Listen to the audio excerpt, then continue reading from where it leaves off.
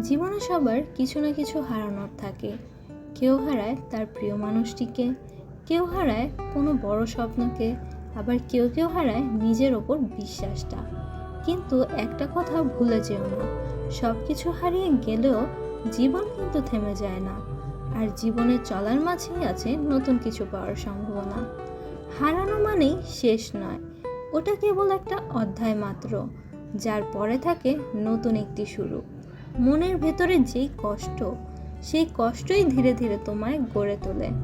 তুমি যত বড় আঘাত পাবে, ঠিক তত বড় শক্তিও তৈরি হবে তোমার ভেতরে।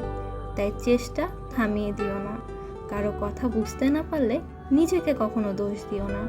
সব কিছুই সময় মতো ঘটে, শুধু একটু ধৈর্য ধরো। কারণ সত্যিকারের গল্পগুলো সেই অপেক্ষাতেই তৈরি হয়। আর তুমি তুমি এখনো শেষ হয়ে যাওনি, তুমি এখনো তোমার নিজের গল্পটা নিজেই লিখে যাচ্ছ।